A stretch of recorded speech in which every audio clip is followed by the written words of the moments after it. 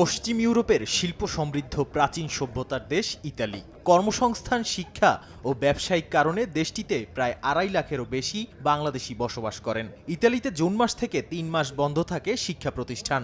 একই সঙ্গে আগস্ট মাসে ইতালির অধিকাংশ কলকারখানা বন্ধ থাকে। ঠিক এই সময়টাতে ইতালি প্রবাসী বাংলাদেশি পরিবারগুলো ছুটিতে বেড়াতে আসেন বাংলাদেশে। তবে এবছর জুলাই আগস্ট জুড়ে রাজনৈতিক অস্থিরতা এবং বন্যা পরিস্থিতির জন্য অনেকে বাংলাদেশে বেড়াতে আসতে পারেননি। এতে প্রিয়জনদের সান্নিধ্য লাভ থেকে বঞ্চিত হওয়ার পাশাপাশি অনেকেই ক্ষতিগ্রস্ত হয়েছেন অর্থনৈতিকভাবে।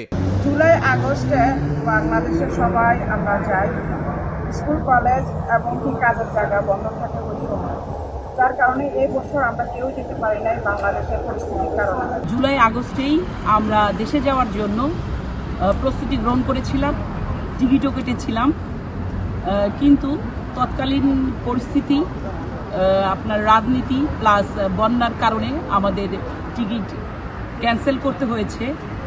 প্রিয়জনের সান্নিধ্য থেকে আমরা বঞ্চিত হয়েছি। তারপরেও মন থেকে দোয়া থাকবে আমার বাংলাদেশ, আমার বাংলাদেশের মানুষজন যেন ভালো থাকে।